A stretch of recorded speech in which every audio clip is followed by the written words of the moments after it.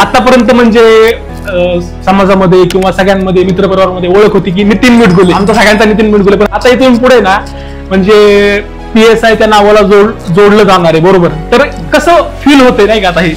नक्कीच चांगलं वाटतंय. त्यासाठी 4 वर्ष गेले प्रयत्न करत होतो. आज ते भेटले, एका दिवसात आयुष्य बदलले. नक्कीच चांगलं वाटतं.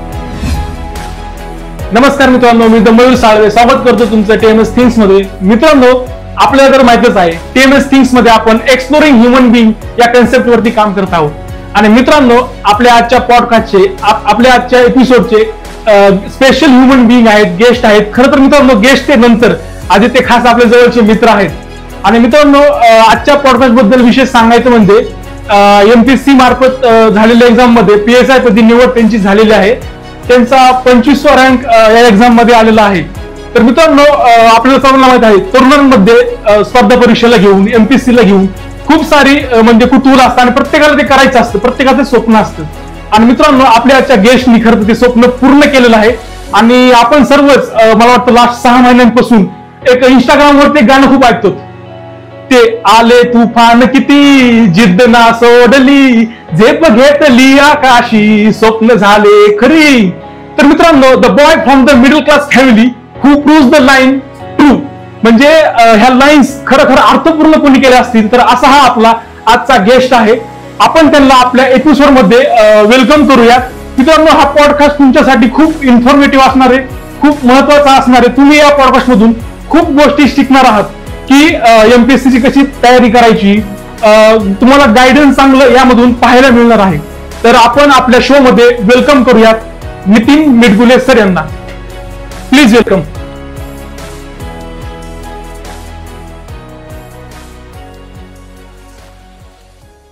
PSI नितीन मिटगुले सर, कशा आहात तुम्ही? ठीक आहे सर. म्हणजे कसं वाटतं जेव्हा आपल्या नावापुढे PSI हा टॅग लागणार आहे आता इथून पुढे? आतापर्यंत म्हणजे समाजामध्ये किंवा सगळ्यांमध्ये मित्रपरिवारामध्ये ओळख होती की नितीन मिटगुले, आमचा सगळ्यांचा नितीन मिटगुले. पण आता इथून पुढे ना म्हणजे PSI त्या नावाला जोडलं जाणार आहे, बरोबर? तर कसं फील होतंय नाही का आता हे? नक्कीच चांगलं वाटतंय. त्यासाठी 4 वर्ष गेले प्रयत्न करत होतो. आज ते भेटले, एका दिवसात आयुष्य बदलले. नक्कीच चांगलं वाटतंय. ओके. मला स्टार्ट करायला आवडेल म्हणजे अर्थात आपण इंजिनिअरिंगला सोबत होतो, इंजिनिअरिंग करत होतो आणि लास्ट इयरला सर्वच जण इंटर्नशिप करायची किंवा जॉब सर्च करायचा सगळ्यांचं डोक्यामध्ये सुरू होतं. पण नेमकं PSI आपल्याला करायची किंवा MPSC ची तयारी करायची पहिली ठिणगी कुठं पडली किंवा हे कसं थॉट मनामध्ये आला होता? नक्कीच कॉलेजला असतानाच कळलं. 2 मित्र होते आपलेच, राहुल मोकाळे, हर्षद राऊत, ओके, आदेश सांगपाल, अंकित पवार यांसारखे विद्यार्थी त्यावेळेस MPSC तयारी करत होते. त्यांच्याकडे बघून असं वाटलं की आपणही केलं पाहिजे. त्यांचंही म्हणणं होतं की तुझाही अभ्यास होऊ शकतो या बाबतीत. त्यानंतर मी शेवटच्या वर्षाला असतानाच एक अटेम्प्ट दिला होता, पण तिथं पूर्णपणे फेल गेलतो. त्यानंतर मग इंजिनिअरिंग झाल्यानंतर आपलं थोडा जॉब वगैरे सर्च करून असं चाललं होतं की पार्ट टाइम करायचा. पण नंतर बाहेरच्या जे विद्यार्थी करत होते फुल टाइम त्यांच्याकडनं कळलं की फुल टाइमच करायला हवं, नाही तर लवकर यश भेटणार नाही. मग फुल टाइम अभ्यास करायचा निर्णय घेतला त्यावेळी. ओके. मग मला आता पुढे असं समजून घ्यायचं की ज्यावेळेस फुल टाइम प्रिपरेशन करायला सुरुवात केली की त्यावेळेस मग म्हणजे तुम्ही कुठला क्लास वगैरे जॉईन केला का किंवा कसं म्हणजे कुणाच्या गायडन्स अंडर ही प्रोसेस म्हणजे तुम्ही इन्व्हॉल्व्ह झालात किंवा कसं तुम्ही प्रिपरेशन स्टार्ट केलं?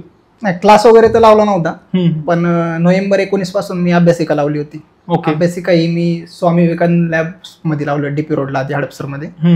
मग तिथं मी अभ्यास चालू केला. मग असं अकॅडमी वगैरे कोणती लावली नाही, पण सेल्फ स्टडीनेच अभ्यास झाला माझा. ओके. तर मला थोडंसं म्हणजे डिटेलमध्ये जायला आवडेल की आता हे प्रिपरेशनला सुरुवात झाली की मग स्टार्टिंगला कोणते पुस्तक रेफर केले, कुठल्या पब्लिशनचे, तुम्ही काय सांगाल प्रेक्षकांना जे MPSC वाले एस्पिरंट आहेत त्या लोकांसाठी? म्हणजे कुठले बेसिकली कुठले पुस्तकं तुम्ही रेफर केले किंवा सिलेबस कसा किंवा काय कसं प्रिपरेशन केलं, आपण याच्यावरती जाऊया डिस्कशन मध्ये. पहिले तुम्हाला फेजेस सांगतो MPSCच्या. पहिले एक पूर्व परीक्षा असते तुमची, त्यानंतर मुख्य परीक्षा असते आणि PSI पदासाठी फिजिकली तुम्हाला ग्राउंड डे 100 मार्कचं जे की क्वालिफाय, त्यात तुम्हाला 60 मार्क कंपल्सरी पडायला लागतात. त्यानंतर मग इंटरव्ह्यू असतो. मग असे हे 4 फेज आहेत PSI पदासाठी खास. मग त्यासाठी आता सिलेबस जर पूर्व परीक्षा बघितली गेली तर 100 मार्कांचा पेपर असतो तो. त्यानंतर मुख्य परीक्षा ही 400 मार्कची असते. 2 पेपर असतात 200 मार्कचे, एक पेपर 1 आणि पेपर 2. पेपर 2 आम्हाला स्पेशली कायद्यांचा होता, जो की आता कायदे नाही आहेत आता पुढच्या सिलेबसमध्ये. त्यानंतर मग ग्राउंड असतं. ग्राउंड 100 मार्कचं असतं. 60 मार्काला ते क्वालिफाय, ते कंपल्सरी तुम्हाला क्वालिफाय करायचं आहे. जर क्वालिफाय झालं तरच तुम्हाला इंटरव्ह्यूसाठी घेतलं जातं. मग इंटरव्ह्यू हा 40 मार्कचा आहे. असा टोटल आपला जो मुख्य पेपर आहे ते 440 मार्कांची. ओके. त्यानंतर मग आता तुम्ही विचारताय की पुस्तक वगैरे, तर पुस्तकं नॉर्मल जी बाकी विद्यार्थी यूज करतात तेच की मी इकॉनॉमिक्ससाठी रंजन कोळंबे सरांचं वापरलं होतं, क्वालिटीसाठी रंजन कोळंबे सर किंवा लक्ष्मीकांत सरांचं पुस्तक आहे. त्यानंतर मग तुमचं इतिहाससाठी घाटाळे सरांचं आहे. मग maths and reasoning engineering background असल्यामुळे मला जेमतेम येत होतं. त्यानंतर बाकी जर मुख्यचा विचार केला तर मराठी व्याकरणासाठी आपण मोरा वाळंबे सरांचं पुस्तक रिफर करतो. त्यानंतर इंग्लिशसाठी मी स्पेशल क्लास लावला होता महेश पाटील सरांचा. त्यानंतर पुढे जाऊन कायद्याची एक बॅच मी परचेस केली होती ज्ञानेश्वर पाटील सरांची. अशा तऱ्हेने मी पूर्व आणि मुख्याचा अभ्यास केला होता. ओके. साधारण किती महिन्यांचा काळ होता या सगळ्या प्रोसेसमध्ये? जसं की आपलं पहिल्यांदा स्टार्टिंगला फोनवरती बोलणं झालं होतं, एक फेल्युअर तुम्हाला भेटलं त्याच्यामध्ये नाही का, तर ती स्टोरी मला ऐकायची परत एकदा नाही का. सुरुवातीला 2020चा मी जाहिरातीसाठी फॉर्म भरला होता. जो पेपर होणार होता फेब्रुवारी-एप्रिल 2020च्या दरम्यान, पण कोविड-19 मुळे तो काय झाला नाही. तो पेपर झाला सप्टेंबर 21 मध्ये आणि त्या पेपरमध्ये मला पूर्णपणे फेल्युअर आलं. कारण जी अभ्यासाची जी आवड निर्माण व्हायला पाहिजे होती ती अभ्यासाची आवड मला एक 3-4 महिन्याच्या कालावधीत झाली नाही कोविड-19च्या आधी. त्यामुळे जो लॉकडाऊन मध्ये जो अभ्यास केला पाहिजे होता तो मला वाटते मी केला नाही. त्यामुळे मला पूर्णपणे फेल्युअर आलं, जिथं मला पूर्वपरीक्षा पण काढता आली नाही. त्यानंतर मग त्या टाइममध्ये फेल्युअर आल्यानंतर मला राज्यकर निरीक्षक 2021 मध्ये त्याची मी मुख्य परीक्षा दिली. पण त्यानंतर मुख्य परीक्षेमध्ये मला अपयश आलं.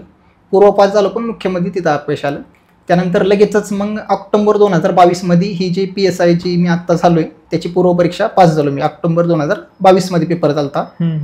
त्यानंतर मग त्याची जी मुख्य होती त्याचा जो कालावधी होता तो लांबला. जे एक साधारणतः मुख्य परीक्षा पूर्व आणि मुख्यमध्ये कालावधी हा 4 ते 5 महिन्यांचा असतो. पण ती काय झाली नाही, त्याला काही इश्यू होती, तांत्रिक अडचणी होत्या, ट्रान्सजेंडर केस वगैरे होती. त्यामुळे आमची मुख्य परीक्षा ही जवळजवळ 11 महिन्यांनी झाली, जी झाली आमची ऑक्टोबर 2023 मध्ये. ओके. त्यानंतर ऑक्टोबर 2023 मध्ये मुख्य परीक्षा झाली. तिचा रिझल्ट जो आला तो फेब्रुवारीमध्ये आला. पण रिझल्ट यायच्या आधीच एक खात्री होती की माझं होणार आहे. ओके. कारण आम्हाला आन्सर की येत असतात नाही का. आन्सर की वरनं मला स्कोर बऱ्यापैकी येत होता. मग त्यावरनं एक खात्री होती की येणार आहे. त्यामुळे त्या दिशेने ग्राउंडची तयारी चालू केली. कारण जवळजवळ 3 वर्ष एका जागी बसून होतो, त्यामुळे ग्राउंडची पूर्णपणे प्रॅक्टिस चालू केली. मग आमचं जे ग्राउंड आहे ते 31 मे, माझं ग्राउंड मे मध्ये झालं, मे 2024 मध्ये. जी की आमची पूर्वपरीक्षा झाली ती 22 मध्ये, ऑक्टोबर 22 मध्ये, ज्याची आमची मुख्य झाली ऑक्टोबर 23 मध्ये आणि ग्राउंड झालं मे 24 मध्ये. आणि इंटरव्ह्यू माझा आत्ता जस्ट झाला 30 जुलै 2024 ला. आणि शेवटच्या दिवशीची इंटरव्ह्यू 1 ऑगस्टला झाली आणि त्यानंतर लगेच आयोगाने रिझल्ट लावला. ओके. तर मला हे विचारायचं आहे की बेसिकली आता आपण आहे ना हे जे MPSC मधल्या ज्या म्हणजे 4 स्टेजेस आहेत की प्रोसेस सिलेक्शन क्रायटेरियापर्यंत पोहोचण्याचे ज्या 4 स्टेजेस आहेत त्यातली आपण आहे ना सर्वात पहिल्यांदा आहे ना हे जे आहे पूर्व परीक्षा आहे आणि फायनल एक्झाम आहे याच्याबद्दल थोडंसं डिस्कस करूयात की पूर्व परीक्षेला कशा प्रकारचा पॅटर्न असतो सिलेबसचा आणि एक्झाम किती मार्काची असते आणि फायनल परीक्षा पण. त्याच्यानंतर आपण जाऊयात फिजिकल वरती. ठीक आहे. पूर्व परीक्षा ही साधारण कंबाईन म्हणजे तुम्हाला 4 पोस्टसाठी एकच तुम्हाला एक्झाम द्यायला लागते प्रिलिम्स. त्यामध्ये ST येते, PSI येते, ASO येते आणि एक SR. ST म्हणजे राज्यकर निरीक्षक, एक आहे असिस्टंट सेक्शन ऑफिसर आणि एक आहे सब रजिस्टर. आणि माझी जी होती पोलीस उपनिरीक्षक. त्यावेळेस मी पूर्व परीक्षाचा जो कट ऑफ आहे तो PSIचा मी हे केला होता. त्यावेळेस कट ऑफ लागला होता 52.25च्या आसपास. मग त्यावेळेस मला मार्क होते 57.50. त्यावेळेस मी या PSI पदासाठी पात्र झालतो. तर सिलेबस जर बघितला पूर्व परीक्षेचा पेपर असतो 100 मार्कांचा. त्यामध्ये जर सब्जेक्ट बघितले आपण तर तुम्हाला इतिहास आहे, नागरिक राज्यशास्त्र आहे, तुम्हाला भूगोल आहे, त्यानंतर तुम्हाला इकॉनॉमिक्स आहे, तुम्हाला करंट अफेअर्स असते 1 वर्षाचं पूर्णपणे. त्यानंतर मग एक तुम्हाला ॲप्टिट्यूड मॅथ्स आणि रिझनिंग आहे, असे विषय असतात. आणि त्याचा अभ्यास मग पार तुम्हाला एक साधारणतः एक 8वी पासून तुम्ही पुस्तक वाचली पाहिजे. भूगोलाची वगैरे पार 6वी 7वी पासून रेफर केली पाहिजे पुस्तकं. मग पूर्व परीक्षा ही पूर्ण 100 मार्कांची असते. त्याचा कट ऑफ आहे आता जागेवर ठरतो, किती जागा आहे किंवा किती विद्यार्थी बसलेले आहेत.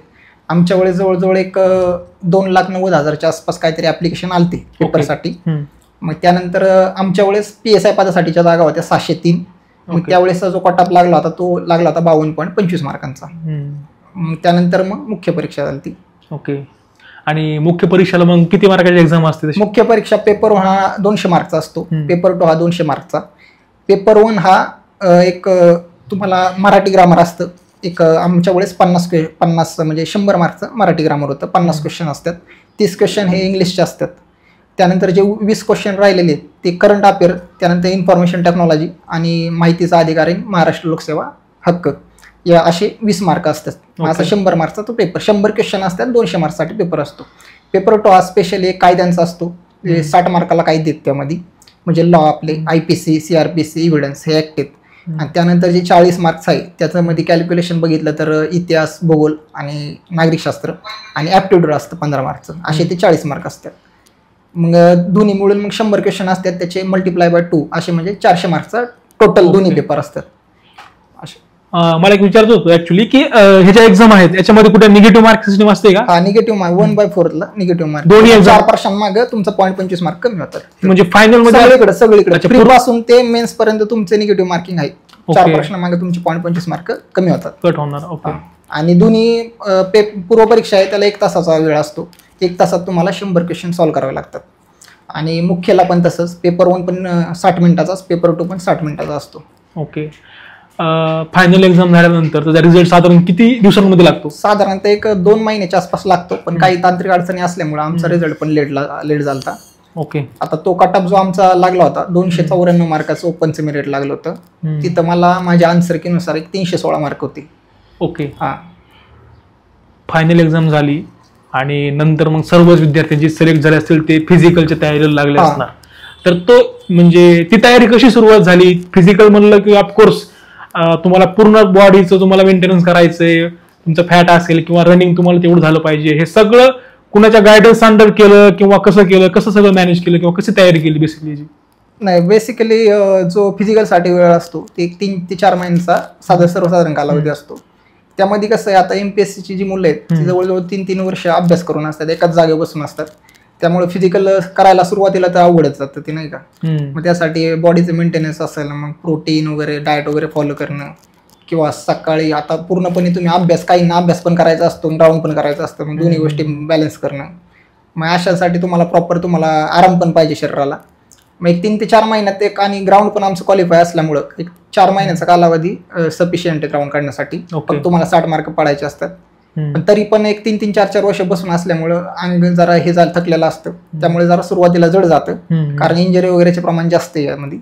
पण करते ते पूर्ण एकदा ग्राउंडला क्वालिफाय झाल्यानंतर सगळी करते तयारी चांगली. मला स्पेशली तुम्ही कशी तयारी केली मला हे डिटेलमध्ये विचारायचं, म्हणजे काही रुटीन फॉलो केला का? मॉर्निंगला 5 उठेल मी, मग सकाळी रनिंग करेल ग्राउंडला, किंवा मग असं स्पेसिफिकली मला मुद्दाम डिटेलमध्ये विचारायचं की कशी तयारी स्पेसिफिकली तुम्ही केली, नाही का, हे मला विचारायचं. पूर्व आणि मुख्यचा अभ्यास करताना ग्राउंडची वगैरे काय तयारी केली नाही. पूर्व आणि मुख्यला फक्त स्टडीज केला.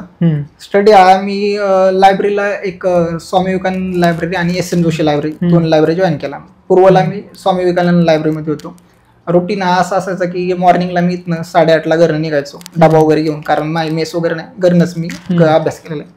मग इथून मग लॅबला मी 8:30 वगैरे जायचो. आणि पूर्वला वगैरे सुरुवातीला अभ्यास मी मस्त 11 रात्री वाजेपर्यंत केलेला आहे. एक सर्वसाधारण कालावधी हा तुमचा रोजचा 9 तास तरी तुमचा अभ्यास करत होतो मी. मग त्यामध्ये 9 तासामध्ये असं नाही की 9 तास मी अभ्यास केला, त्यामध्ये तुमचा बाकीचा टाइमपास पण असतो. मी तुमचा सर्वसाधारणतः रोजचा अभ्यास 7 तास तरी पाहिजे, कमीत कमी 6 ते 7 तास. ओके.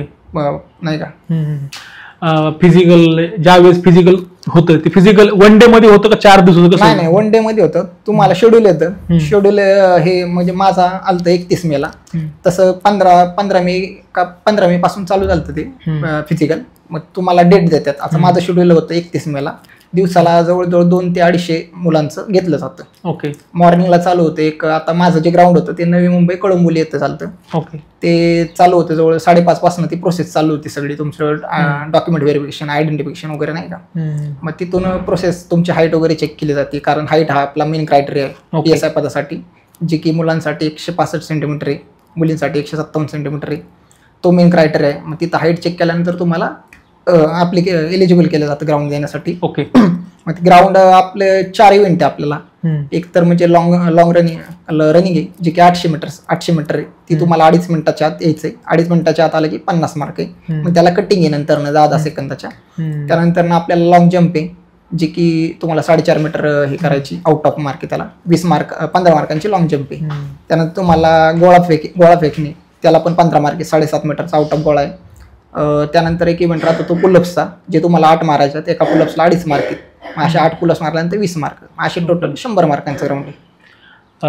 ओके, आता तुम्ही जो स्कोअर केला होता ह्या फिजिकल मध्ये आपण तो जाणून घेऊया की तुम्हाला कुठल्या म्हणजे रनिंग मध्ये किती स्कोर आला, पुलअप्स मध्ये किती स्कोर आला, आपण ते जाणून घेऊया. रनिंग मध्ये माझा टाइम आला 2 मिनिटं 35 सेकंद. त्यामुळे माझं 6 मार्कांची कटिंग झाली, जिथं मला 44 पडले. ओके. त्यानंतर लॉंग माझा गोळ्यामध्ये माझा काही खास नव्हता परफॉर्मन्स, त्यामध्ये मला 7.5 मार्क पडलेले, म्हणजे 6.5 मीटर फेकला होता मी काहीतरी. ओके. आणि त्यानंतर एक लॉंग जम्प माझी 10 मार्कांची पडली होती, 3.95 मीटर फेकली होती मी. ओके. आणि पुलअप्स माझे 8 गेलते, त्याला 2.5 मार्कांनी मला 20 मार्क भेटले. असे टोटल 81.5 मार्क मला फिजिकलला भेटले होते. ओके ओके, म्हणजे पूर्व परीक्षा झाली, फायनल एक्झाम पण झाली आणि फिजिकल पण झालं. त्याच्यानंतरची मग प्रोसेस काय असते? त्यानंतर एक साधारणतः 1 महिन्याभरात तुमची इंटरव्ह्यू साठी तुम्हाला कॉलिंग येतं. त्यासाठी तुम्हाला 15 ते 20 दिवस आधीच तुम्हाला नोटिफाय केलं जातं की या दिवशी तुमची इंटरव्ह्यू आहे. मग इंटरव्ह्यू शेड्यूल असतात, दिवसाला 100 जणांची इंटरव्ह्यू घेतले जातात. ते इंटरव्ह्यू आपले होतात ते महाराष्ट्र लोकसेवा आयोगाचे जे ऑफिस आहे नवी मुंबई, येथे इंटरव्ह्यू होतात बेलापूर CBD मध्ये. पूर्व परीक्षेहून आणि फिजिकलला पण जे मुलं सिलेक्ट झाले होते ते साधारण किती, म्हणजे कसा रेशो असतो नाही का? म्हणजे तो आता सुरुवातीला नाही म्हणता जर पूर्व परीक्षेला बघितलं तर 2.5 लाखापर्यंत पूर्व परीक्षा देतात पोरं, 2-2.5 लाख 3 लाख असं काहीतरी. त्यानंतर मग आता कसं एका जागेसाठी 18 जण घेतले जातात पूर्व परीक्षेतनं. आपल्या 603 जागा होत्या, साधारणतः रेशो असतो 16 ते 18 मुलांचा एका जागेसाठी. मग तिथून मुख्याला 10,700च्या आसपास घेतली होती, म्हणजे 2-2.5 लाखातनं 10,700 जण मुख्यसाठी घेतली. तिथून पुढं मग जे ग्राउंड होतं तिथनं पुढं मग रेशो चेंज होतो, तिथनं 1:4 घेतली जाते. जो पहिला 1:18 होता तो आता 1:4. मग 1:4 मध्ये मग आपली 2496च्या आसपास ग्राउंडसाठी घेतली होती. मग ग्राउंडमध्ये जे क्वालिफाय होतील त्यांना मग इंटरव्ह्यूसाठी पात्र केलं जातं. मग अशा इंटरव्ह्यूला आमच्या वेळेस 1318 मुलं मुली धरून इंटरव्ह्यूला होती. ओके. मग रिझल्ट लागला, सगळ्या गोष्टी झाल्या आणि इंटरव्ह्यूसाठी तुम्हाला कॉल आला, बरोबर? की मग ती पुढची प्रोसेस कशी होती? इंटरव्ह्यूला जाण्यापासून ती तयारी असेल, परत इंटरव्ह्यूसाठी सिलेक्शन झालं म्हणल्यानंतर आणखीन मनावरती दडपण असेल किंवा प्रेशर असेल काइंड ऑफ, की आता इथपर्यंत आलोय, इंटरव्ह्यू राहिलाय, फक्त इंटरव्ह्यू मध्ये चांगलं परफॉर्म करायचंय, ती पोझिशन ज्यासाठी मी गेली 3-4 वर्षांपासून मेहनत घेतोय ते अचीव्ह करायचंय, ती एक रिस्पॉन्सिबिलिटी असते मनावरती, काइंड ऑफ दडपण पण असतंय. तर ते कसं मग प्रिपरेशन केलं किंवा काय कसं होतं? नक्कीच पहिलाच इंटरव्ह्यू होता माझा पण, त्यामुळं भीती होती, कारण ऐकायचं पण बाकीच्या मुलांकडनं अशा पद्धतीने इंटरव्ह्यू होतात. त्यानंतर इंटरव्ह्यू मध्ये मग एक जवळजवळ महिन्याभराचा कालावधी असतो, 1-1.5 महिन्याचा. आता माझा इंटरव्ह्यू जो आलता 30 जुलैला आलता, त्यामुळे मला बराच टाइम भेटला होता इतर मुलांपेक्षा. मग त्यामध्ये नक्कीच भीती वाटते, कारण अनुभव आपण आपल्या आधीचे ज्यांचे इंटरव्ह्यू झालेत त्यांच्याकडनं अनुभव ऐकत असतो आपण. मग काय प्रश्न विचारतात, काही वेगळे वगैरे प्रश्न विचारले जातात नाही का. मग असं मग अभ्यासाचा आवाका वाढतो, अजून अभ्यास करायला पाहिजे असे विचार येतात जेवढा जास्त वेळ भेटेल. मग तिथून माझा इंटरव्ह्यू होता 30 जुलैला. इंटरव्ह्यू एक नॉर्मल जनरलच असतो इंटरव्ह्यू, एवढा अवघड नाही, पण एक तुम्ही पहिल्यांदाच फेस करत असतात त्या गोष्टींना. समोर चांगल्या लेवलचे लोक असतात, तुमच्या समोर तज्ज्ञ असतात, म्हणजे आयोगाचे मेंबर जवळजवळ बऱ्यापैकी एक कुलगुरू लेवलचे आहेत. परत त्यांची PhD होल्डर आहेत, सगळे मोठ्या मोठ्या पदांवर त्यांनी काम केलेलं आहे, त्यामुळे एक दडपण असतं. त्याचबरोबर आमचा जो इंटरव्ह्यू असतो 1-2 जण घेतात, म्हणजे पॅनल मेंबर एक असतात जे हेड करतात, आणि दुसरे जे असतात ते पोलीस प्रशासनात तज्ज्ञ असतात, म्हणजे DIG लेवलचे पोलीस तज्ज्ञ असतात. मग त्या दोघांसमोर जरा नक्कीच दडपण येतं, पहिलेच इंटरव्ह्यू असतात, हात वगैरे थरथरतात. पण एक इंटरव्ह्यू जनरलच असतो. इंटरव्ह्यू मध्ये जर सांगायचं झालं की आपण कुठून आलोय, काय आपली पार्श्वभूमी काय आहे, त्यानंतर आपले समजा मी मांजरेगावातून येतोय तर मांजरेगावातल्या समस्या, तिथली वैशिष्ट्य, तिथं संस्था कोणत्या आहेत, पुण्यातून येतोय तर पुण्यातल्या समस्या, पुण्यातली वाढती गुन्हेगारी, अशा विषयांवर आपल्याला विचारलं जातं. जर एखाद्याला शेती असेल तर शेतीबद्दल विचारलं जातं. माझे वडील नोकरी करतात तर नोकरी काय आहे, त्या कंपनीबद्दल, त्यांचे प्रोडक्शन वगैरे, अशा बाबतीत हा जनरल इंटरव्ह्यू होतो. त्यानंतर मग तुम्ही जे एज्युकेशनल जे बॅकग्राऊंड आहे ते एज्युकेशनल बॅकग्राऊंडमध्ये तुम्ही काय शिकला, 4 वर्षात काय केलंय, त्याच्याबद्दल एक जनरल विचारलं जातं. पण नक्कीच भीती वाटते, कारण आपण जवळ 3-4 वर्ष झालेलं असतं एज्युकेशन, आपण सोडून आलेलो असतो. तिथून पुढे मग टेक्निकल वगैरे विचारल्यानंतर भीती वाटते, पण होतं टॅकल, एवढं काय नाही. ते पण समोरचे रिस्पॉन्स करतात आपल्याला चांगलं. ओके, मला हे विचारायचं आता, ज्या वेळेस तुम्ही इंटरव्ह्यू आतमध्ये गेला असता समोर 5 लोक ना, राईट? नाही, 2 लोक असतात. 2 लोक असतात ना? मग ते कसे लोक बसलेले होतात? मी कशा टाईप मध्ये तो असतो? समोर एक आपण सेमी सर्क्युलर टाईप टेबल असतो, जो रेक्टँग्युलर शेप मध्ये असतो थोडा. समोर जे असतात ते हेड असतात आपले, जे एमपीएससी चे मेंबर असतात ते हेड करत असतात, आणि एक आपल्या बाजूला जस्ट बसलेले असतात ते पोलीस प्रशासनातले तज्ञ असतात, आणि 2 जण मिळून इंटरव्ह्यू घेतात आपला. आणि ते म्हणजे एक जण असतो जो पूर्ण तुम्हाला बॉडीचं बिहेवियर ऑब्झर्व करतो, चेक करतात. आता पोलीस प्रशासनात यायचे त्यामुळे तुम्ही एक हे पाहिजे, नाही का? बरोबर आहे. म्हणजे आपण बोलतोय पण आपली फिजिकल बॉडी पण काय रिप्रेझेंट करते, ऑब्झर्व करतात ते. एक इंटरव्ह्यू जनरली एक 10-1 मिनिटांचा होतो, एक ऍव्हरेज. 10 मिनिटात ते आपल्याला ओळखून घेतात, नाही का, समोरचं कसं आहे काय करतात ते, ऑब्झर्व करतात, बॉडी लँग्वेज वगैरे ऑब्झर्व करतात ते. इंटरव्ह्यू मधला कुठले स्पेसिफिक क्वेश्चन आहेत जे एक्सप्लोर करायला आवडतील, म्हणजे प्रेक्षकांनाही समजेल, जे एस्पिरंट असतील, जे आपला पॉडकास्ट बघत असतील, त्या विद्यार्थ्यांना, त्या स्टुडंटला नक्कीच त्या क्वेश्चनची हेल्प होईल. If you are comfortable with that, you can tell to the audience. Question general असतात. जसं मला विचारलं होतं की बाबा वडील वगैरे काय करतात, वडील सांगितलं की मी सिरम इन्स्टिट्यूट मध्ये माझ्या वडिलांनी 2010 ते 2023 पर्यंत काम केलेलं आहे. ओके. मग दुसरा आमचा पारंपरिक व्यवसाय टेलरिंगचा आहे. मग त्यांनी विचारलं की 2 व्यवसाय का करायला लागले. मग सांगता आलं की बाबा परिस्थिती आपली चांगली नव्हती, त्यामुळे 2 व्यवसाय करावं लागले. मग ती कंपनी सिरम इन्स्टिट्यूट एक नावाजलेली कंपनी आपल्या जगातली, मग त्या कंपनीबद्दल विचारलं गेलं, त्यांचे वॅक्सिन, त्यांचे प्रोडक्शन काय, लेटेस्ट इनोव्हेशन काय, त्यांची इस्टॅब्लिशमेंट विचारली, त्या कोणी संस्थापक वगैरे कोणी. मग असे बेसिक क्वेश्चन असतात, म्हणजे एवढे हे काही नाही. किंवा पोलीस प्रशासनामध्ये तुम्ही आल्यावर काय करणार, परत पोलीस हायरकी सांगा, म्हणजे असं एक जनरल क्वेश्चन केले जातात. ओके. तुमचे स्ट्रेंथ, तुमचे विकनेस, अशा गोष्टी केल्या जातात. ओके, मला याच्यातल्या एका क्वेश्चनचा आन्सर जाणून घ्यायला आवडेल. पोलीस हायरकी हे तुम्ही सांगा. त्यामध्ये काय, पोलीस दलाचे प्रमुख हे पोलीस महासंचालक असतात, त्यानंतर अतिरिक्त पोलीस महासंचालक असतात, त्यानंतर पोलीस महानिरीक्षक किंवा पोलीस विशेष महानिरीक्षक असतात, पोलीस उपमहानिरीक्षक असतात, पोलीस अधीक्षक, त्यानंतर अतिरिक्त पोलीस अधीक्षक, सहाय्यक पोलीस अधीक्षक, पोलीस निरीक्षक, सहाय्यक पोलीस निरीक्षक, त्यानंतर पोलीस उपनिरीक्षक, सहाय्यक पोलीस उपनिरीक्षक, पोलीस हवालदार, पोलीस नाईक आणि पोलीस शिपाई. ओके. मग इंटरव्ह्यूची ही पूर्ण प्रोसेस झाली, इंटरव्ह्यू झाला, मग त्याच्यानंतर इंटरव्ह्यू बद्दलचा फीडबॅक असेल किंवा किती मार्क पडले हे कधी कळतं? आणि लगेच कळत नाही. ते तुम्हाला ज्यावेळेस आयोग तुमचा रिझल्ट डिक्लेअर केलं त्याच वेळेस कळतं. जसं की आपल्याला फिजिकलचं लगेच कळून जातं की फिजिकल झाल्यानंतर एक अर्धा तासाने तुमचा तो रिझल्ट आहे तो कळतो, पण इंटरव्ह्यूचं तसं नाही. ज्या दिवशी आयोगाची आता सध्या तरी परंपरा आहे, जी एक चांगली परंपरा आहे, की ज्या दिवशी शेवटचे इंटरव्ह्यू होतात त्याच दिवशी ते रिझल्ट डिक्लेअर करतात. तर आमचा शेवटचा इंटरव्ह्यू जो होता तो 1 ऑगस्टला होते, 25 जणांचे. मग त्याचा आपल्या पोरांना आशा होती की आयोग नेहमीप्रमाणे रिझल्ट डिक्लेअर करेल. 1 ऑगस्टला निकाल लागला होता. ते लगेच फीडबॅक वगैरे कळत नाही तुम्हाला. आणि इंटरव्ह्यूला किती मार्क असतात? इंटरव्ह्यू हा 40 मार्कांचा होतो. ओके. मग इंटरव्ह्यू मध्ये किती मार्क आलेले आपल्याला? मला इंटरव्ह्यू मध्ये 27 मार्क आले. ओके. आणि हायेस्ट मार्क आतापर्यंत? मार्क आमच्या बॅच मध्ये आता हायेस्ट मार्क 28 दिलेले. ओके. कमीत कमी मार्क 16 मार्क दिलेले आणि जास्तीत जास्त 28 दिलेले मुलांना. ओके. जनरल. मग इंटरव्ह्यू वगैरे झाला आणि 1 महिन्यानंतर रिझल्ट लागला? नाही, लगेच लागला रिझल्ट. म्हणजे माझा 30 जुलैला झाला आणि शेवटचा जो रिझल्ट होता, इंटरव्ह्यू होते ते 1 ऑगस्टला होते. 1 ऑगस्टला त्यांनी लगेच जनरल मेरिट लिस्ट लावली. आता सर्वसाधारण गुणवत्ता यादी लागलेली, रिझल्ट अजून लागेल थोड्या दिवसांनी, पण त्या यादीतनं कळून जातं आपल्याला. रिझल्ट लागला आणि लिस्ट आली, म्हणजे 663 ना पूर्ण एक 1318 ज्यांनी इंटरव्ह्यू दिलता त्या सर्वांची यादी आली ती. मग त्या यादीतनं आपल्याला कळून जातं. ती यादी आली आणि पाहिलं की 25वा नंबर आपल्या आलेला आहे. ते पाहिल्यानंतर काय फिलिंग होती?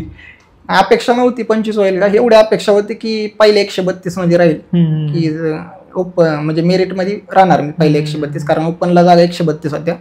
अपेक्षा नक्कीच होती की 100 ते 132 मध्ये रँक राहील, पण इंटरव्ह्यू चांगला गेलता त्यामुळे नक्कीच अपेक्षा थोड्या वाढल्या होत्या. आणि लगेच 2 दिवसांनी लगेच 1 ऑगस्ट, कारण 30 जुलैला इंटरव्ह्यू झालता माझा आणि 1 ऑगस्टला एक संध्याकाळी 5:30-6 वाजता निकाल लागला. नाव एकटाच होतं मेडगुले त्यामध्ये, त्यामुळे लगेच सापडलं. मग त्यामध्ये बघितलं 25 रँक. नाही, नक्कीच ते भारी होती फिलिंग ती, कारण महाराष्ट्रात 25 व्हायनं हे मलाही माहिती आहे की सोपं नाही, त्यामुळं नक्कीच भारी वाटलं. ज्यावेळेस पहिल्यांदा रिझल्ट काढला, जेव्हा तुम्ही फर्स्ट टाइम आई वडिलांना सांगितलं असेल की आई बाबा किंवा काय असेल की माझा नंबर आलेला आहे, त्यांची म्हणजे त्यांचं पहिली रिॲक्शन काय होती? नाही, नक्कीच त्यांना भारी वाटलं, कारण जवळजवळ 4 वर्ष मी या प्रोसेसमध्ये. कारण एक त्यांना ही अपेक्षा होती की कॉलेज नंतर मी नोकरी वगैरे करेल, पण तसं मी न करता हे MPSC क्षेत्र निवडलं. नक्कीच त्यांना भारीच वाटलं की, आणि त्यात 25 आलं त्यामुळे अजूनच आनंद झाला. ओके. हा, मला एक क्वेश्चन विचारत होता ऍक्च्युली, ज्यावेळेस इंटरव्ह्यू आपण द्यायला जातो बरोबर, तर त्याच्यासाठी गेटअप काय करायला पाहिजे नॉर्मली बेसिकली, किंवा तुम्ही कशा प्रकारचा गेटअप केला होता? एक असा जस्ट आपण जसं कॉर्पोरेट सेक्टरमध्ये इंटरव्ह्यू देतो की आपण एक शर्ट, फॉर्मल पॅन्ट, तुम्ही ब्लॅक शूज घाला, क्लीन कपडे असावे तुमचे, किंवा तुम्ही आता MPSC क्षेत्रात म्हणजे आता आम्ही पोलीससाठी इंटरव्ह्यू द्यायला जातो PSI साठी, त्यामुळे तुम्ही क्लीन शेव मध्ये असणं अपेक्षित आहे बस. आणि काही मग एक्स्ट्रा करू शकता तुम्ही, ब्लेझर वगैरे घालू शकता, टाय वगैरे घालू शकता. असं काय एवढं हे करणं गरजेचं नाही. एक नॉर्मल युनिफॉर्म, फक्त तो फॉर्मल पाहिजे. ओके. कुठला असा एखादा हायलाइटेड म्हणजे कुठला असा क्वेश्चन आहे का जो असा वाटला की ट्रिकी होता आणि डिफिकल्ट होता, असा कुठला क्वेश्चन होता का? त्यामध्ये एकच मला म्हणजे एक जगण्याची फिलॉसॉफी वगैरे विचारली होती, जो की मी असा स्क्रिप्ट मध्ये पाहिला नव्हता जास्त वेळा. कुठं पाहिला असेल, आधी ऐकला असेल, पण स्क्रिप्ट मध्ये तरी पाहिला नव्हता. त्यांनी जगण्याची फिलॉसॉफी विचारली होती. ओके. तुमच्या जगण्याची फिलॉसॉफी काय सांगा म्हटले होते ते. मग त्यांना दिलतं, म्हणजे मला वाटलं की त्यांना आवडलं असेल आन्सर. ते आम्हाला पण ते ऐकायचं आन्सर. त्यांना आन्सर असं दिलतं की भूतकाळात ज्या गोष्टी माझ्या विरोधात घडलेल्या आहेत त्या गोष्टींचा मी जास्त विचार करत नाही, त्याच्यावर जास्त चर्चा करत नाही. भविष्य माझं कसं काय चांगलं राहील यासाठी मी प्रामाणिकपणे प्रयत्न करतो. ओके. मला विचारायला आवडेल की रिझल्ट वगैरे लागला, पूर्ण आता जल्लोष वगैरे अर्थात झालाच असेल. मग त्याच्यानंतरची पुढची दिशा वगैरे कशी असणार आहे, पुढच्या गोष्टी कशा येणार आहेत त्यांच्याकडनं, किंवा कसं आहे पुढं? आता जनरल मेरिट लिस्ट लागलेली, एक आता सुरुवातीला एक तर प्रोव्हिजनल सिलेक्शन लिस्ट लागेल. ती एक जरा 2-3 जणांचे निकाल राखीव ठेवलेले, त्यामुळे थोडा वेळ लागेल त्याला. त्यानंतर तुमची एक फायनल मेरिट लिस्ट लागते, म्हणजे फायनल सिलेक्शन लिस्ट. त्यामध्ये तुमचे 603 कॅन्डिडेटचे जे आहेत प्रॉपर 603 घेतल्यात कास्टनुसार, नाही का मेरिटनुसार, त्यांची एक लिस्ट लागते फायनल. त्यानंतर मग आपल्याला एक डॉक्युमेंट व्हेरिफिकेशनसाठी बोलावलं जातं. त्यानंतर आपली मेडिकल टेस्ट असतात. त्या झाल्यानंतर मग आपल्याला रेकमेंडेशन लेटर येतं मग MPS साठी यावं म्हणून ह्या तारखेला. मग MPA म्हणजे महाराष्ट्र पोलीस अकॅडमी, जी की नाशिक येते. तिथं आपलं एक 11 महिन्यांचं ट्रेनिंग होतं PSI पदासाठीचं. मग त्या ट्रेनिंगला आपल्याला बोलवलं जातं. साधारणतः आता चर्चा चालू आहेत की 1 जानेवारीपर्यंत येऊ शकतं ट्रेनिंगचं कॉलिंग, नाही का? ओके.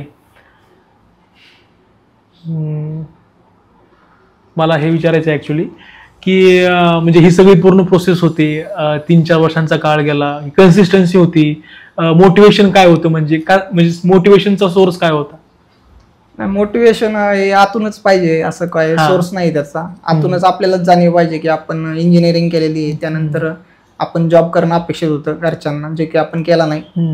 मग त्यानंतर पण आपण जर फेल होतोय कुठेतरी, बरंच वर्ष व्हायला जातं ते, किंवा घरच्यांना पण अपेक्षा आपल्या, तेच मोटिवेशन आपलं की स्वतःलाच जाणीव पाहिजे की आपण की एवढे दिवस घातले नाही पाहिजे.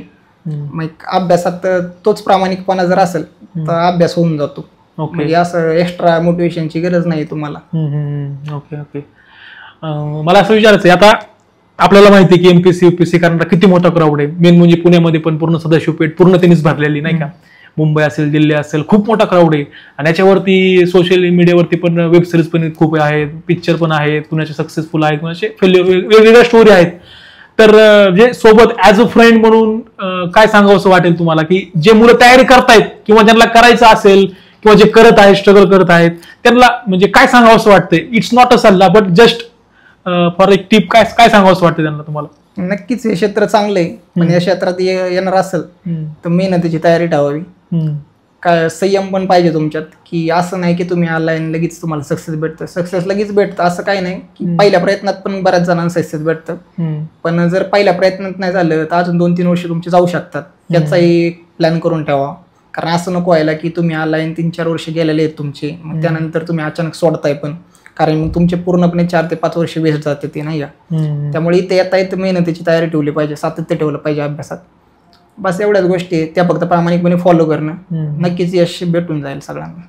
फक्त एवढंच की यशाचा रेशो हा कमी, कारण जागा साधारणतः 500-600 असतात आणि अभ्यास करणारे जवळ 3 लाखाच्या घरात मुलं असतात. मग त्यातून आपला नंबर कसा लागेल याच्यावरच फोकस करावं आणि प्रामाणिकपणे अभ्यास करावा. ओके. आणि एक मला थोडंसं पाठीमागे जायला आवडेल क्वेश्चनमध्ये की नॉर्मली एमपीसी युपीएससी म्हणलं की मुलं म्हणतात हा एक क्लास लावू आपण पटकनी मस्तपैकी लायब्ररीला लावू. तर मग असं कधी वाटलंच नाही का मला क्लास लावायचा आहे किंवा काय, असं कधी मनामध्ये आलाच नाही विचार हा की कसं होतं हे पूर्ण, ह्या गोष्टी पहिल्यापासून पूर्ण कट टू कट क्लिअर होत्या की मला क्लास नाही करायचा, करल तर मी माझ्या स्वतःच्या हिमतीवरच करणार आहे, कसं होतं या सगळ्या गोष्टी? क्लास लावला नाही कारण क्लासच्या फीज वगैरे भरपूर होत्या. कारण ऑलरेडी इंजिनिअरिंग करून आलतो, इंजिनिअरिंग मध्ये बरेच आपले पैसे गेलते, त्यामुळे परत क्लाससाठी घरच्यांना वगैरे त्रास देणं बरोबर नाही वाटलं. त्यावेळी मग मी निर्णय घेतला की आपण सेल्फ स्टडी करायचा. पूर्वपरीक्षेला काही प्रॉब्लेम नाही आला म्हणजे, पण मुख्यला मला इंग्लिशसाठी प्रॉब्लेम आलता कारण इंग्लिश हे पहिल्यापासून वीक होतं. मग मी इंग्लिशचा क्लास लावला होता, इंग्लिश आणि कायदे या 2 गोष्टींचा. कारण साधारणतः वेळ कमी होता, एक सुरुवातीला जी मुख्य होणार होती एक 4 महिन्यात लगेच होणार होती, त्यामुळे मला इंग्लिशसाठी क्लास लावा लागला. जो महेश पाटील सरांचा मी इंग्लिशसाठी लावला आणि कायद्याची बॅच एक लावली होती मी. 2 क्लास मी लावले मग तेवढे. बाकी इतर गोष्टीसाठी क्लास वगैरे लावायची अशी गरज वाटली नाही मला. आणि इंजिनिअरिंग करून आलतो त्यामुळे तेवढा माइंड शार्प होता, एक क्विक लर्निंगची ॲबिलिटी होती, त्यामुळं असे काही गरज नाही पडली क्लासची वगैरे. ओके. तर मित्रांनो अशा प्रकारे आपण मॅक्झिमम गोष्टी एक्सप्लोर केलेल्या आहेत PSI नितीन मिडगुले सरांसोबत. आणखीनही आपण भविष्यामध्ये त्यांच्यासोबत खूप साऱ्या गोष्टी एक्सप्लोर करणार आहोत, खूप सारे पॉडकास्ट करणार आहोत. नक्कीच त्यांची ट्रेनिंग होईल, जॉईनिंग होईल, त्या पण गोष्टी आपण आपल्या पॉडकास्टमध्ये आपण एक्सप्लोर करणार आहोत. मित्रांनो आज या ठिकाणी आमच्या पॉडकास्टमध्ये आमच्या कॉलेजचा, इंजिनिअरिंग कॉलेजचा पूर्णपणे क्राऊड, आमचा फ्रेंड सर्कल या ठिकाणी उपस्थित आहे. तर आपण आपल्या मित्रांना विचारूयात की काही क्वेश्चन्स आहेत का आपल्या नितीन मिडगुले सरांसाठी. तर आपण घेऊयात क्वेश्चन्स. आता जे मुलं अभ्यास करत आहेत एमपीएससीचा किंवा युपीएससीचा, तर त्यांना तुम्ही काय सल्ला द्याल? तर तुमचं स्वागतच आहे, पण या क्षेत्रात येताना एक बी प्लॅन पण तयार ठेवा. कारण इथं जर रेशो जर पाहिला तो खूप कमी, म्हणजे सक्सेस हे जवळजवळ एक आपण धरू की 1000 जण सक्सेस होतात धरू, पण त्यामागे जो क्राऊड येणार आहे तो जवळ 3-3 लाखाच्या आसपास क्राऊड आहे. मग तुम्ही जर इथे येत आहे तर त्यानंतर मग तुम्ही किती वर्ष दिले पाहिजे यासाठी तेही आपण लक्षात ठेवलं पाहिजे. फक्त आलाय तर प्रामाणिकपणे अभ्यास करा, मेहनतीने, इकडच्या तिकडच्या गोष्टींवर जास्त फोकस न करता फक्त अभ्यासावर लक्ष ठेवा. अभ्यासात जर सातत्य असेल तर नक्कीच यश लवकर मिळेल, पण तरी पण एक बी प्लॅन पण तुमचा रेडी असतो पाहिजे. एक बेसिक प्रश्न असा होता की आता तुम्ही सांगितल्याप्रमाणे 2-2.5-3 लाख मुलं एक्झाम देतात आणि जागा कमी असतात, सिलेक्ट कमी होतात. तर मला असं म्हणायचं एक्झाम देण्यासाठी तुमची टॅलेंटची लेवल काय लागते विद्यार्थ्यांची? कारण आता काही मुलं खूपच लो टॅलेंट असतात. लो टॅलेंट म्हणण्यापेक्षा की जास्त बुद्धिमत्ता कमी असते त्यांची, काही खूप हाय लेवलचे असतात, काही मिडियम लेवलचे असतात. तुमचं मत काय की हाय लेवलनेच दिली पाहिजे एक्झाम का लो लेवलची मुलं पण सिलेक्ट होऊ शकतात? संकेतने आमच्या चांगला प्रश्न विचारलेला आहे. कारण जे 2.5-3 लाख लोक येतात त्यामध्ये असं नाही की सर्वच हुशार विद्यार्थी आहेत किंवा डल आहेत. नक्कीच जो आता 12वी जो नापास झालेला आहे, 10वी नापास झालेला आहे त्याच्या भूतकाळात, त्यातले आता बरेच विद्यार्थी जे आहेत की ते आत्ता जे झालेले आहेत माझ्याबरोबर, त्यातले असे काही विद्यार्थी आहेत की जे 10वी नापास झालेले आहेत त्यांच्या पास्टमध्ये किंवा 12वी नापास झालेले, ते पण आत्ता रँकमध्ये आलेले आहेत. त्यामुळं आपण असं म्हणू शकत नाही की फक्त इथं येणारा विद्यार्थी हा हुशारच पाहिजे. नक्कीच इथं आला तुमच्यात बदल होतो, तो बदल एक त्या ॲटमॉस्फिअरमध्ये होऊन जातो. एक फक्त इथं एवढंच की तुमची मेहनत पाहिजे त्या विद्यार्थ्याची. तो हुशार वगैरे असणं याचा काहीच संबंध नाही, फक्त तो हार्डवर्किंग मात्र नक्कीच पाहिजे, ही एक महत्त्वाची गोष्ट आहे तिथं. नक्कीच जो हुशार आहे त्याला फायदा होतो की एक क्विक लर्निंग होतो त्याचा, पण असं काही नाही. तो जो मिडियम आहे तो पण एक चांगला स्कोर करू शकतो. म्हणजे माझा काही त्यांना क्वेश्चन नाही आहे, मी त्यांना लहानपणापासून ओळखतो आणि सुरुवातीला इंजिनिअरिंग झाल्यानंतर आम्ही दोघांनी जॉब शोधण्यासाठी इथं आम्ही MIDC वगैरे इथं फिरत होतो. पण नंतर त्यांच्या असं लक्षात आलं की आपण काहीतरी वेगळं केलं पाहिजे. त्यावेळेस मी कॉर्पोरेटमध्ये जाण्याचा निर्णय घेतला आणि सरांनी इकडे जाण्याचा निर्णय घेतला. पण विथिन त्या पिरियडमध्येच 1 वर्षाच्या त्यांच्या तयारीच्या पिरियडमध्येच आम्हाला जाणवलं की त्याचं डेडिकेशन खूप चांगलं आहे, तो नक्कीच होणार आहे. आणि यासोबत त्यांना एक घरच्यांची सुद्धा जाणीव होती, आपल्याला सपोर्ट करतात, तर आपण प्रयत्न पूर्ण केला पाहिजे. कधी कधी ते निराशेत जात होते, म्हणजे फर्स्ट एक्झाम कधी पूर्वला क्वालिफाय झाले, मेन्स पुढे ढकलली, तर ते कधी कधी निराशेत जायचे, आमच्यापाशी यायचे. पण आम्हाला नक्की त्यांचं डेडिकेशन त्यामध्ये दिसत होतं आम्हाला की की ते होणारच आहेत नक्की. तर त्यांनी ते करून दाखवलं आणि यासोबत करण्यासोबत की आपलं बॅकग्राऊंड चांगलं आहे ह्या आशेवरती नाही राहिले. आपले बंधू आपल्यासाठी करतात ही जाणीव त्यांच्या मनात कायम राहिली आणि त्यांनी करूनच दाखवलं. त्यासाठी त्यांचं अभिनंदन. आपण आज खूप साऱ्या गोष्टी पाहिल्या, समजून घेतल्या आणि शिकलो सुद्धा. तर आपण आपल्या गेस्टला अर्थात PSI नितीन मिंदुरे सरांचं आपण स्वागत करूया. त्यांना त्यांच्या पुढच्या भविष्याच्या वाटचालींसाठी खूप खूप शुभेच्छा. TMS थिंग्स तर्फे आणि आमच्या पूर्ण इंजिनिअरिंग कॉलेजचा फ्रेंड सर्कल इथं आहे, आमच्या सर्वांतर्फे तुम्हाला खूप खूप शुभेच्छा आणि आपण तुमचं आता स्वागत करूया. थँक्यू.